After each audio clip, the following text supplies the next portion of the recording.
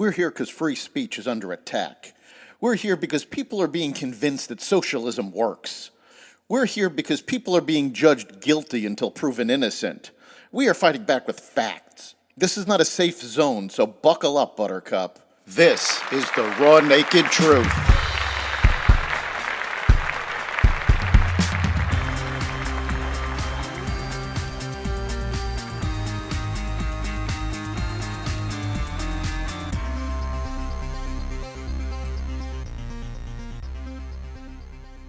A deal to fund the government, protecting election integrity, government lawsuits, and more.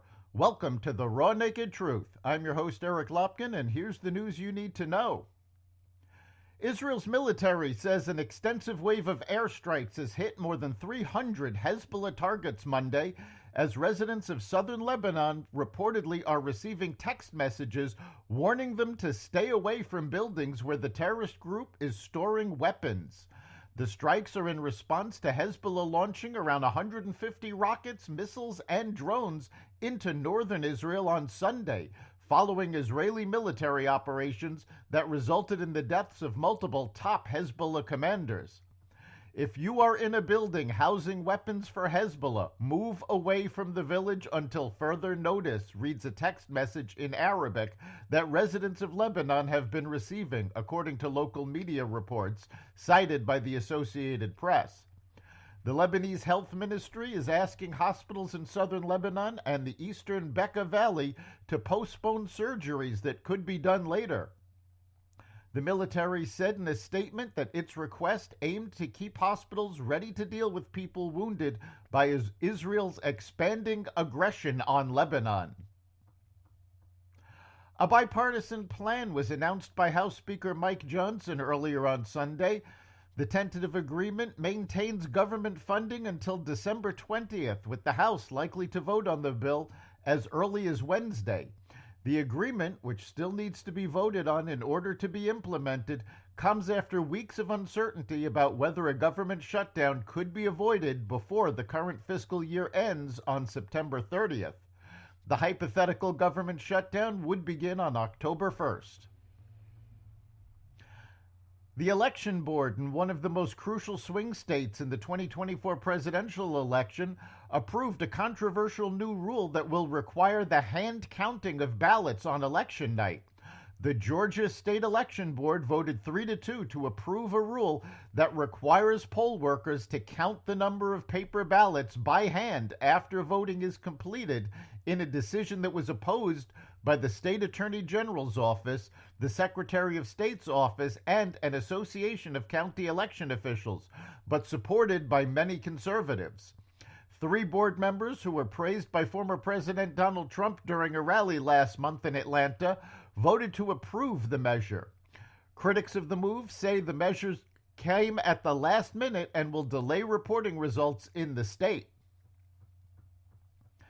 The Federal Trade Commission on Friday sued prescription drug middlemen owned by CVS Health Corp., Cigna Group, and United Health Group, alleging that they artificially pumped up prices of insulin drugs and hindered patients' access to lower-priced products. The 3 major pharmacy benefit managers, CVS Health's CVS Caremark, Cigna's Express Scripts, and United Health's Optum Rx, prioritized high rebates from drug makers, leading to artificially inflated insulin list prices, the FTC said in a release.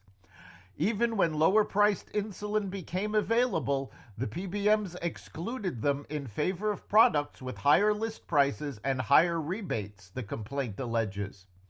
Millions of Americans with diabetes need insulin to survive, yet for many of these vulnerable patients, their insulin drug costs have skyrocketed over the past decade, thanks in part to powerful PBMs and their greed, Rahul Rao, Deputy Director of the FTC's Competition Bureau, said in a statement.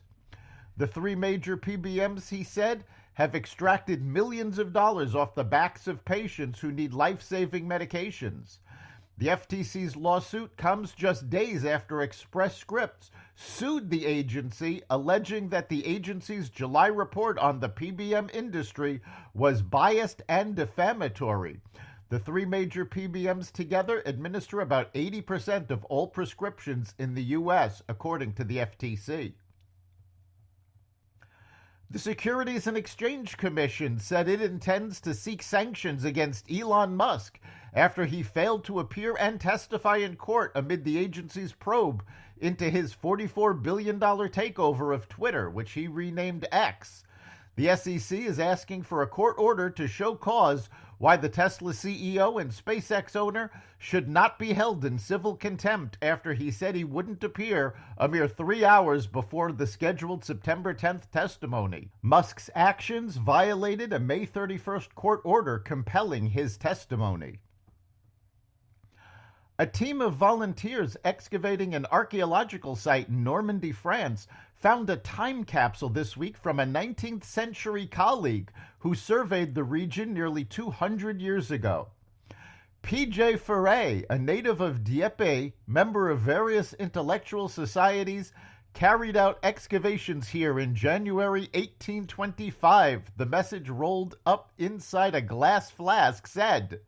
He continues his investigations in this vast area known as the Cité des Lions, or Caesar's Camp.